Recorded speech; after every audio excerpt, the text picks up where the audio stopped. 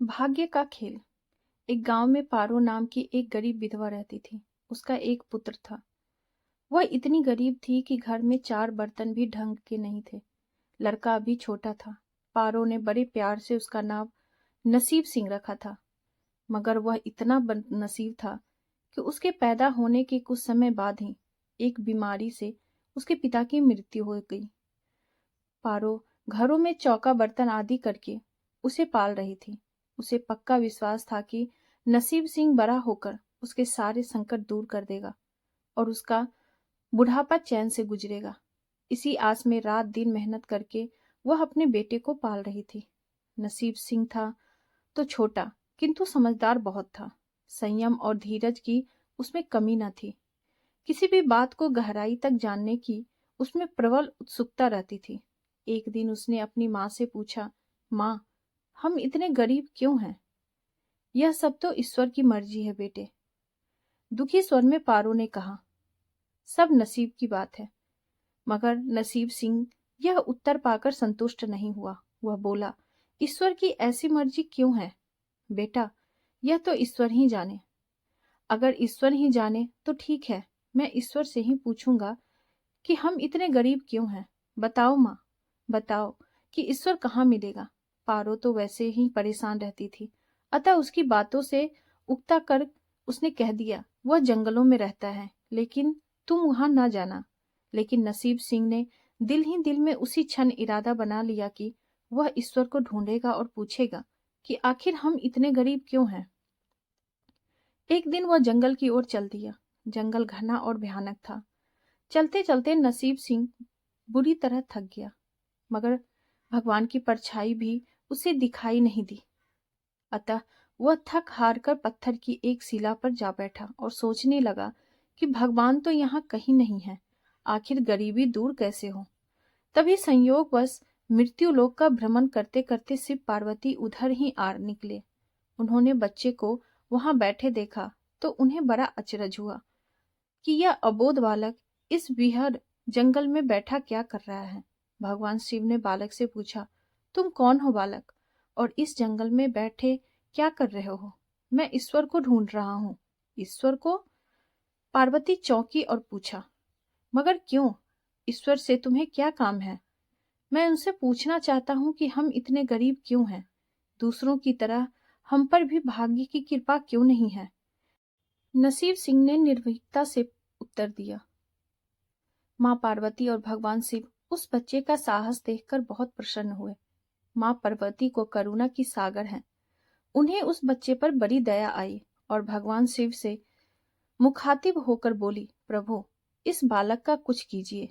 हम कुछ नहीं कर सकते पार्वती, क्योंकि इसके भाग्य में यही सब लिखा है। भाग्य देवता के लेख के अनुसार इसे ऐसा ही जीवन भोगना है। नहीं नहीं स्वामी, आपको कुछ करना ही होगा।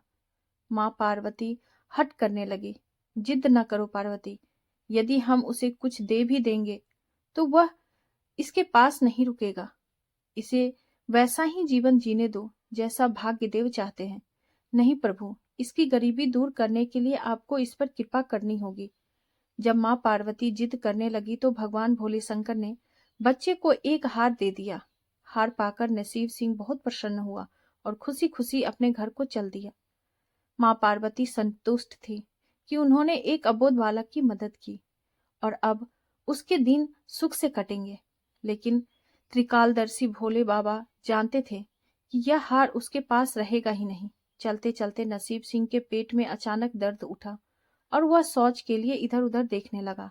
उसने भगवान शिव का दिया हार पत्थर की एक शिला पर रख दिया और झाड़ियों के पीछे चला गया।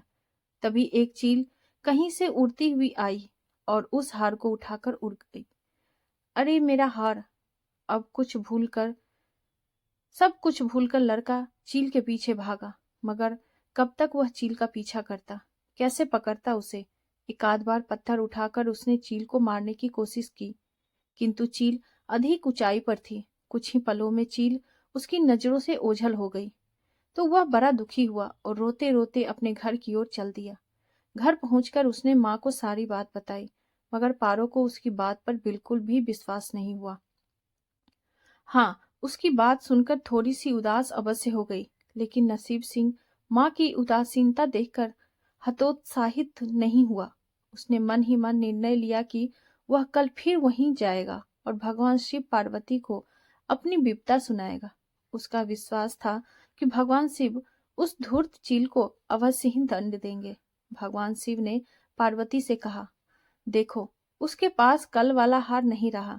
उसे एक चील ले उड़ी है और उसका हार और दूसरा हार पाने वो उस चील को दंड दिलवाने की इच्छा लिए वह लड़का आज फिर आया है। पार्वती देवी ने फिर भगवान शिव से प्रार्थना की, आप चाहे चील को दंड दें या न दें, किंतु इस लड़के की सहायता करके इसकी निर्धनता दूर करें। हम अब कुछ नहीं कर सकते देवी। यदि तुम जिद करती हो तो हम ब्रह्मा से कहते हैं, वही इस बालक की कुछ सहायता करेंगे। कहकर भगवान शिव ने ब्रह्मा जी को बुलाया और सारी बात बताकर आग्रह किया कि आप ही इसकी कुछ मदद करें। तब ब्रह्मा जी ने लड़के को हीरे की एक अंगूठी दे दी। लड़के ने अंगूठी जेब में रखी और खुशी खुशी अपने घर चल दिया। उसने सोच लिया था कि वह अब एक पल के लिए भी अंगूठी को अपने से अलग नहीं करेगा। चलते चलते अचानक उसे प्यास लगी। वह सरोवर के किनारे पहुंचा और जैसे ही वह चुल्लू भर के पानी पीने के लिए झुका, वैसे ही उसकी जेब से अंगूठी निकलकर पानी में जा गिरी और इससे पहले कि वह उठाता एक मछली उसे निकल गई। नसीब सिंह फिर रोते रोते घर आया और माँ को सारी बात बताई। बेटा, जब तक भाग्य में नहीं है तब तक कोई भी चीज नहीं रुकेगी।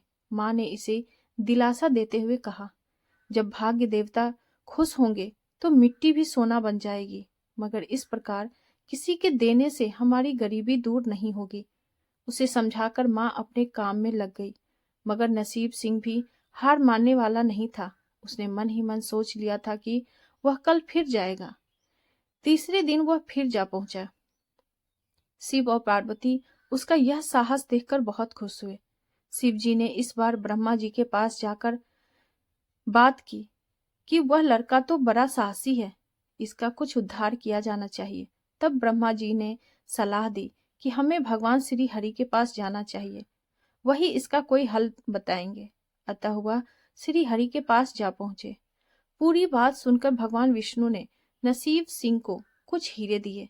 हीरे पाकर वह बहुत खुश हुआ और इस बार बिना कहीं रुके उसने सीधे अपने घर जाने का निश्चय किया, क्योंकि 2 बार उसकी चीजें खो चुकी थी। जब वह घर पहुंचा, माँ घर पर नहीं थी, अतः नसीब सिंह ने हीरे एक लोटे में रखकर कोने में छिपा दिए और माँ को ढूंढने निकल पड़ा। वह मन ही मन सोचने लगा कि अब माँ को किसी के घर काम करने की क्या आवश्यकता है, अब तो वह भी अमीर बन गए हैं। उधर पीछे से चोर उसके घर में घुसे और जो भी सामान हाथ लगा लेकर भाग निकले। उस सामान में लोटा भी था जिसमें हीरे रखे थे। जब वह माँ के साथ वापिस आया तो देखा कि हीरे गायब थे। इतना ही नहीं, घर का दूसरा सामान भी गायब था। अब तो उसकी माँ को बहुत गुस्सा आया। वह बोली, क्यों मुझे नई नई कहानियां सुनाकर पागल बनाता जा रहा है। सारा दिन आवारा की तरह इधर उधर भटकता रहता है और शाम को पिटाई के डर से कोई नई कहानी सुना देता है। माँ की डांट सुनकर लड़का रोने लगा। वह तो केवल वही जानता था कि जो कुछ भी उसने बताया था वह सत्य था। डांट खाकर लड़की की हिम्मत और बढ़ गई और अगले दिन वह फिर उसी स्थान पर जा पहुंचा। भगवान भोले शंकर सोचने लगे कि इस पर इतनी मुसीबतें पड़ी, लेकिन इसने हिम्मत नहीं हारी। इससे वो बहुत प्रसन्न हुए और भाग्य देवी के पास जाकर बोले, यह लड़का बहुत ही साहसी, हिम्मती और धीरज वाला है। ऐसा व्यक्ति अभागा नहीं हो सकता, इसे कुछ दे दो। आज्ञा पाकर भाग्य की देवी ने नसीब को सोने का एक सिक्का दिया। सिक्का लेकर नसीब सिंह खुशी खुशी अपने घर को चल दिया। जब उसने घर जाकर वह सिक्का अपनी माँ को दिया तो उसकी माँ बहुत खुश हो गई। अब क्योंकि उन पर भाग्य देवी की कृपा हो गई थी, अतः सारे काम की अपने आप शुभ होने लगे। दूसरे दिन ही एक मछली वाला उसके गांव में मछली बेचने आया तो लड़के ने वही सिक्का देकर मछली खरीद ली। उसकी माँ ने मछली का पेट चीरा तो वह अंगूठी निकली जो ब्रह्मा देव ने उसे दी थी। और जो उसकी जेब से तालाब में गिर गई थी। माँ ने अंगूठी संभाल कर रख ली और नसीब सिंह से बोली, जा बेटा, जंगल से थोड़ी लकड़ियां ले आ। आज घर में ईंधन बिल्कुल नहीं है। लड़का कुल्हाड़ी लेकर जंगल की ओर चल दिया। वहां जाकर जिस पेड़ पर लकड़ी काटने के लिए चढ़ा, वहां उसी चील का घोंसला था जो उसका हार उठाकर ले गई थी। लड़के ने देखा कि चील कहीं आसपास नहीं थी। नसीब सिंह ने अपना हार उठा लिया और जो भी थोड़ी बहुत लकड़ियां पेड़ के आसपास पड़ी थी, वही उठाकर घर की ओर चल दिया। माँ हार पाकर बहुत खुश हुई। अब तो देखते ही देखते उनके दिन बदल गए। घर में किसी चीज का अभाव नहीं रहा।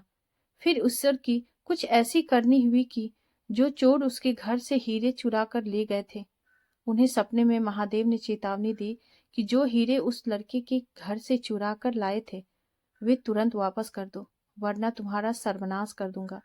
चोर उसी दिन हीरे उसके घर पर दे गए और अपनी गलती के लिए माफी भी मांगी। इस प्रकार उस अभागे का भाग्य चमक उठा। अब उसके घर में किसी चीज की कमी नहीं थी और उनकी गरीबी सदा के लिए समाप्त हो गई।